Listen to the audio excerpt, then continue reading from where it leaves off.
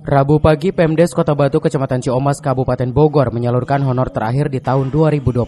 Sebanyak 50 guru ngaji di wilayah Kota Batu disawer 2 bulan honor sebesar Rp400.000. Meskipun dalam aturan BLT dana desa guru ngaji dibatasi sekitar 25 orang, namun Pemdes Kota Batu tetap mempertahankan 50 orang guru ngaji mendapatkan seluruhnya. Pasalnya, peran serta guru ngaji di setiap RT dan RW sangat penting dalam mendidik anak-anak maupun remaja mengenalkan huruf Arab dan lainnya. Di tahun 2023, Pemdes Kota Batu berharap adanya jumlah kuota guru ngaji agar honor yang diambil dari anggaran dana desa ini tersalurkan secara merata di wilayah Kota Batu.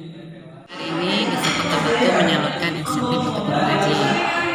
Kalau data menurut pemerintah itu untuk 25 orang, tapi di Desa Kota Batu sebenarnya banyak sekali ya guru ngajinya.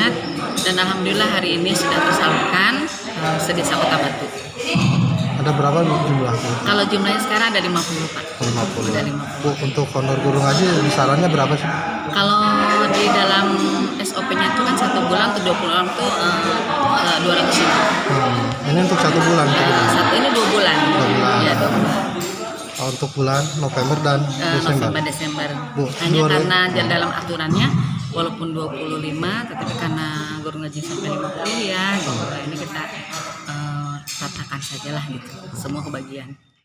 Dari Ciomas, Kabupaten Bogor, Iman Abdurrahman melaporkan.